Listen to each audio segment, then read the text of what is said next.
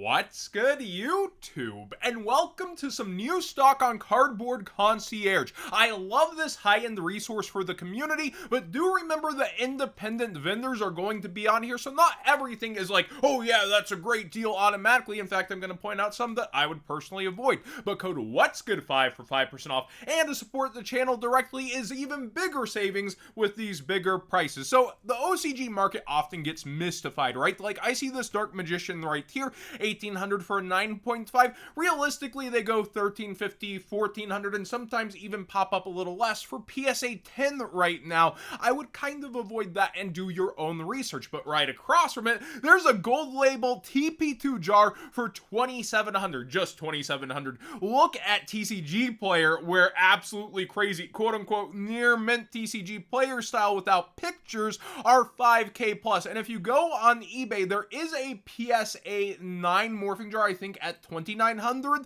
where this you're going to get code What's Good 5 for 5% off, and 9.5 I do consider to be above a 9 when it comes down to it. So very big fan of seeing stuff pop up here competitively, like this first edition Jinzo as well. A little bit tempting. I would go through and see, because the graded market has been going down and may continue to go down. A lot of crypto bros are throwing their stuff off a cliff, and a lot of them also dove into collectibles like this, and it's nice to see them make it back around and be much more agreeable prices, to where even if you wanted to crack it, that's one of the best deals on the market for a TP2 jar, and I love seeing stuff like that pop up. Also, there's free gifts, I believe, with every order, like broccoli sleeves, which are super popular from the OCG, and I believe the first 100 people still, I don't think they're at 100 orders yet, get entered in a giveaway, so you might want to hurry up and check it out. That being said, let's get into today's Market Watch, where the new shifter deck took everything. Oh, the old shifter deck, Flunderies, after Kashtira, got hit on the ban list with a Rise Heart, but still was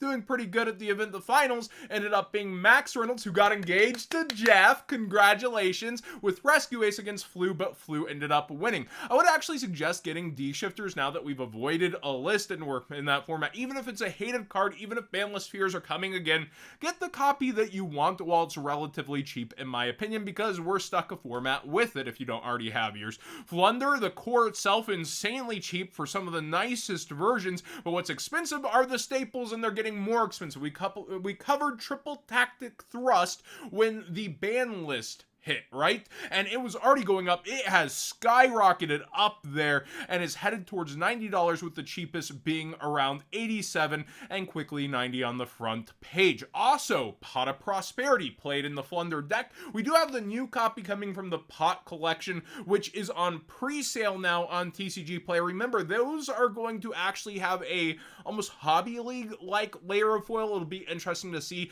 how thin it is like the OCGs, or if it's thicker and becomes marked cards unless you double sleeve, and how they stick out of the deck. But we do have, of course, there's also the Starlight in addition to this. The playable secret rare copies are going for now above 40, with the 10 version at 43 and spiking past, it looks like the OG secret here, so $43. Now, Peekaboo, we covered this when it first went towards $75.80, $150 lowest. Floodgate, yep, the format is here, and people totally went ham on this collector rare. Just get yourself the dollar copy and wait a little bit. I don't foresee it getting too much crazier, but you never know. I don't think it looks as good as Rivalry, but I'm always down for some Skull Servant lore as well.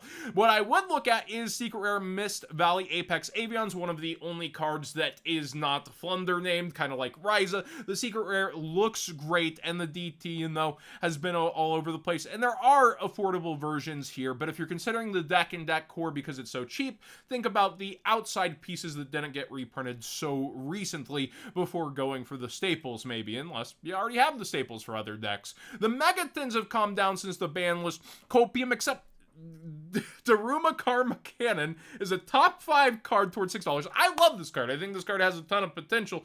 What's it doing in the top 5? What are you doing up there? Fenrir down a couple bucks back as, the day went through, the hype went a little bit lower, sellers willing to rip open, try to get a couple more sales. But what's really carrying, since everything else is down, besides apparently Karma Cannon right now versus the previous week, is the promos are spiking. Stardust Dragon is up back towards $13, $14. Dark Magician headed back towards $10. Cyber Dragon here up towards $10, which I did feel like was a bit low. And then Black Rose has been chugging at around 7 for a little bit. Now, you have 5 promos that are all north of $5 and the rest are under $5 though. It's not like tens are celebrating too hard since there's 16 different promos. We're not quite to a third plus yet of the promos being good to pull. 1 out of 3 tens, right? In terms of value back towards starting on the singles in the 10. And there's so many different secret rares, but I do think that's a good sign overall that people are that hype about the promos getting access to this rarity on cards they want for past format play / icons in the game. And when it comes to the rest of the cards inside, a lot of these do have the potential to age well. Generic-ish like Garura might be picking up with another card we're going to talk about in today's Market Watch and already was heading up in the 10s. And then Rite of Armacyr generic engine probably not going to be hit for a long time in the TCG. There is potential in the 10s, but the prices continue to slowly go on down even further here on the sealed. So we'll wait, watch, and see. But it does feel like the 10s are rebounding a hair right now, especially on the backs of the promos. Diviner of Herald is going quite wild over here. Apparently the Ritual Good Stuff, yep, that came out hyped it a bit, and Horus hyped it a bit. So be aware that the Prismatic Secret Rare, as well as the OG Secret, are big up here with those announcements, and that is most likely why. Let me know if there's another reason in addition to those 2 decks, but the Discord said Horus, and the Ritual deck, of course, makes a ton of sense. Primeval Planet, this is one I've been screaming about for a bit. Hey, this is going up. Hey, this is going up. It has totally skyrocketed now and is up towards almost $40. Now, do keep in mind, they didn't reprint Power of the Elements in the 10s. That means they have plans for it somewhere else. A spring reprint set, maybe a Maven's 2 is in the wings. Who knows where they're going to go ahead with that and Divine Carnate and that kind of stuff. But right now, Tyr's a decent engine still, and we see this absolutely going nuts. Chaos Angel, also all staples, yep. Thrust, Prosp, Chaos Angel here in the extra deck, still going up even further. Now a $70+ card for the most part. Ultimate Slay is going up mostly on Therio here, because Arise Heart is gone. Well, this could be back in the format pretty darn good. And with that, it is spiking absolutely for the Secret Rare. The Starlight Rare still has a good amount of copies, and isn't exactly going too crazy as that one goes right now. It's actually down, but with the Secret Rare spiking, it'll be interesting to watch this one, and other Starlight things with it are going like Tri-Brigade Arms, you know, the Shureg Link 5 as most people would call them.